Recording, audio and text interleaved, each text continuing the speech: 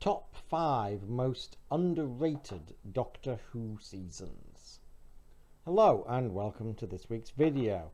Now, not that long since I did a video talking about the top 3 seasons that I thought were the most overrated in Doctor Who history. So this time around I'm going to talk about 5 seasons of Doctor Who that I think are very underrated. The top 3 of which I would say are actually seasons that I actually love and are in my top 10. Anyway, number 5. Season 15. Now, I'm a huge fan of the Williams era. I do agree that season 15 is not up to the standards of the following seasons, but I still think that season 15 gets often unfairly overlooked, probably because of it's sandwiched between season 14, which is pretty much the zenith of the Hinchcliffe era, and the much more distinctive and unique season 16.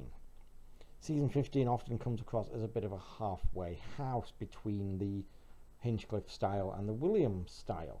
But that is kind of not being entirely fair. It's still a very enjoyable season for the most part, and while it's not one of my absolute favourites, I prefer it to a couple of other Tom seasons that I could mention.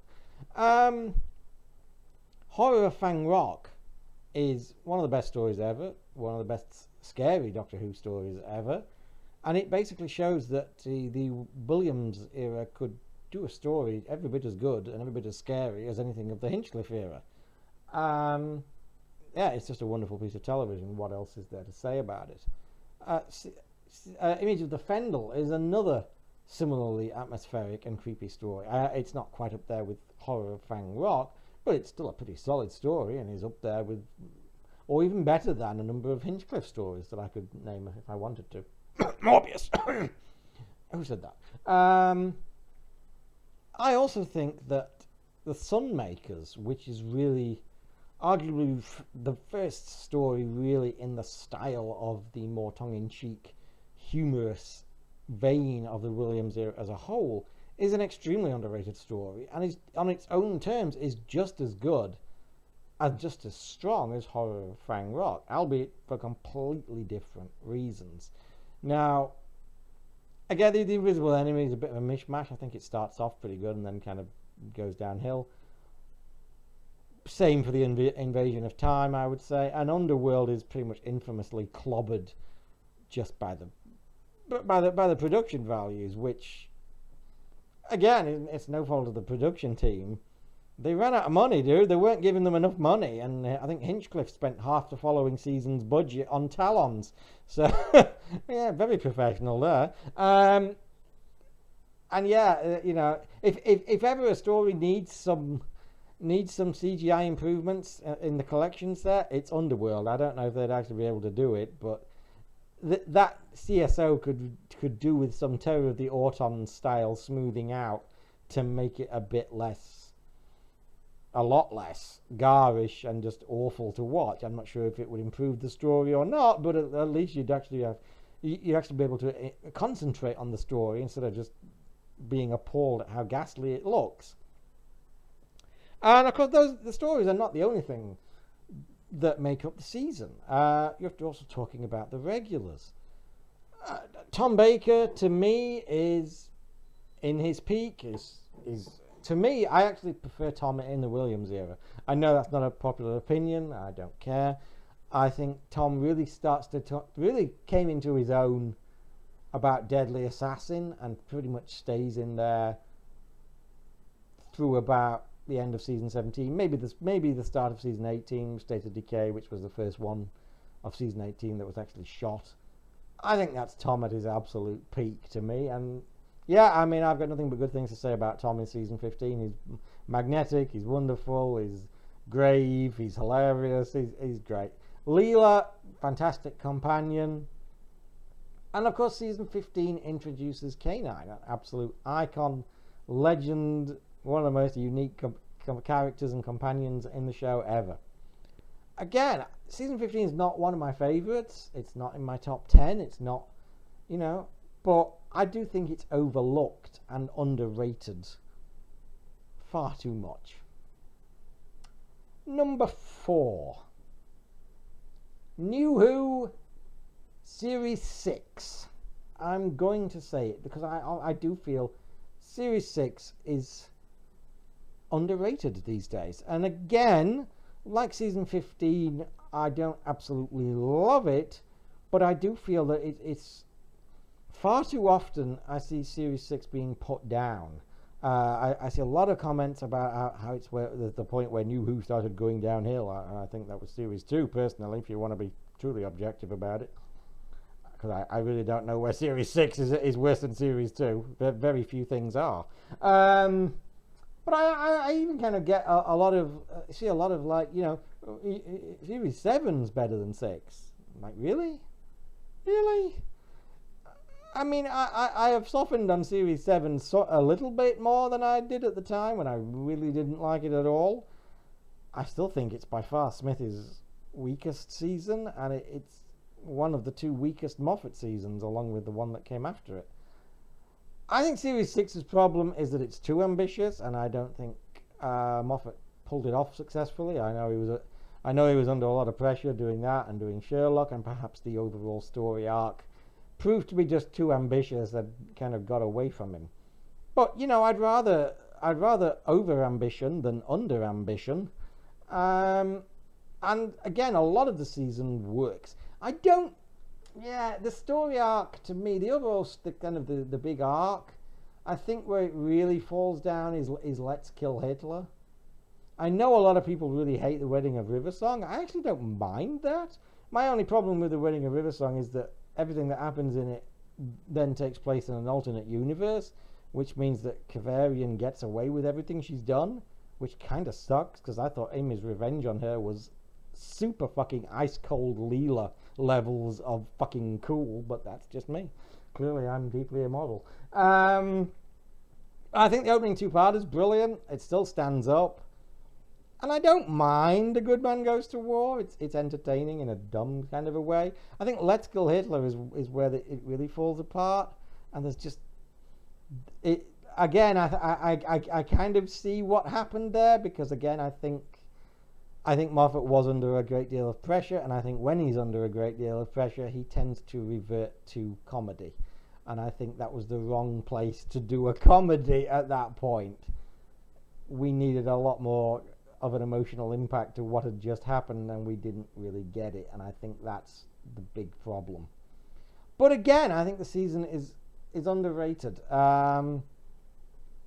Really like Night Terrors. The Girl Who Waited is genuine classic. I really like The God Complex. Again, I love the opening two-parter. And again, this is basically my favourite TARDIS team of New Who, with Smithy and Karen and Arthur, and I think they're great and doing their best to even keep some of the weaker scripts afloat. I think Series 6 is underrated. I still far prefer it to pretty much all of the Davis era. Sorry about that. Yeah, sorry. Okay, third place.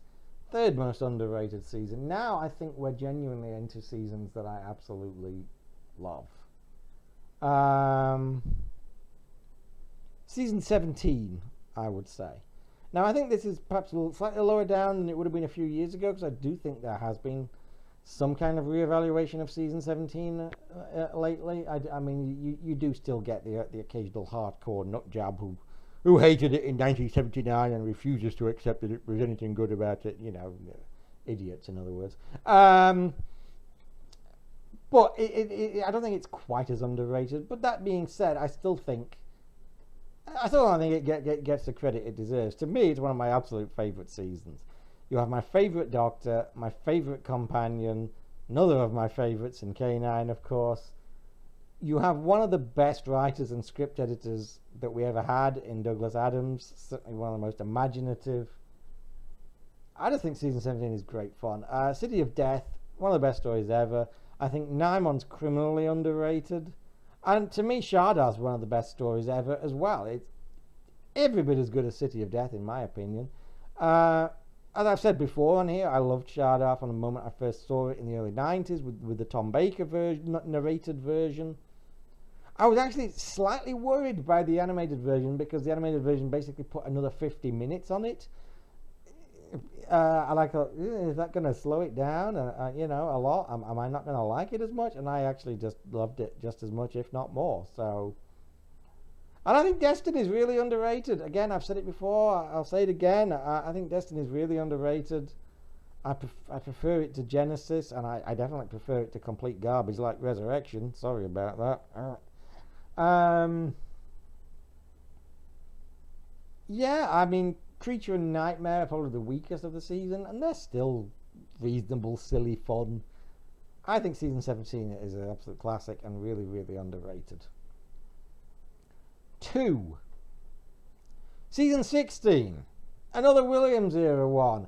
Now, I think season 16 is incredibly underrated. It's underrated in a different way than season 17, in that you don't really hear much slagging off.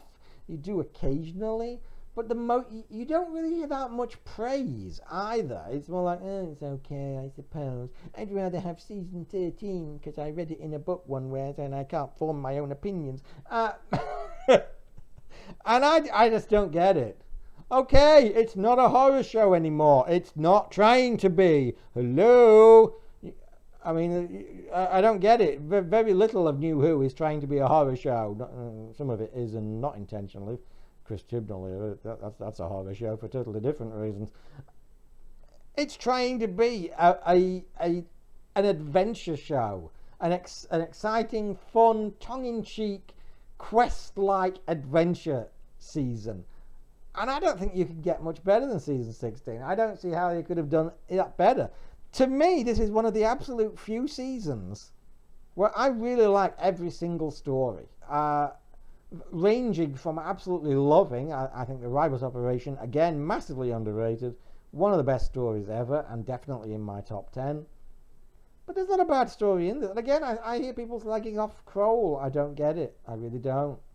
I've always enjoyed Power of Kroll. Always have done, always will do. Same with Armageddon Factor. I hate people calling it boring. It's considerably less boring than any Pertwee six-parter you could mention. I don't get where it's boring. It's carried along by the characters. And the characters and the actors are really interesting. And just at the point where we lose one of the best characters, with the Marshal being trapped in the time loop for half the story, we get Drax and we get the Shadow. I'm not a big fan of Bob Baker and Dave Martin, but I think Armageddon Factor is one of the absolute best stories, and I love it. And again, yeah, there's not a single story in this season that I think is less than well above average, and most of them are fantastic. I think season 16 is insanely underrated, and it kind of pisses me off, to tell you the truth. It doesn't get the respect that it totally deserves. And I think you can probably guess what my number one season is. We've all been talking about it this year because of the Blu-ray release. I even did a video on why I love the season. So it's probably not a shock to find that I think the most underrated season of Doctor Who is season 22. And again, this is one I just don't get it. Is it really all just down to Michael Grade? Really? That's it? You can't look past that and just enjoy it for what it is? Because what it is one of the most interesting, fun, entertaining, different and unique seasons of Doctor Who. Like seasons like season 7 and season 16 and season 17. It really has an identity all of its own, and I think that helps it enormously. Not that I wouldn't have liked to have seen more seasons in this style, but thank you, Michael fucking Grade. Again, unlike season 16, I don't think it's completely perfect. I mean, Time Lash is a dog, no matter how many fancy special effects you put on it. But the rest of it, again, it's very solid. The worst thing that you could say about Vengeance on Varos is that it's kind of a little bit too studio-bound and draggy at times, but it's a good story. Mark of the Ran is just very enjoyable fun. Two Doctors is great fun, a great last chance to see Pat Troughton and Fraser Hines in their pomp. And to me, Attack of the Cybermen and Revelation of the Daleks are two of the very best stories ever. And I don't think Colin Baker was ever better than he was in season 22. I'm not much of a fan of the thoroughly defanged version that we got in 23. I far prefer him kicking ass and taking names that we get in season 22. I just don't get it. I don't. And again, we get people whining about the violence, but the violence was okay when Philip Hinchcliffe did it. It's such bollocks. It's such tired, lazy, recycled bollocks that just doesn't stand up to any kind of actual critical evaluation. Just doesn't make sense to me. I've always liked season 22. I just don't get it. It's just, I'm sorry. I think it's better than all of the Davison era put together. I'm sorry.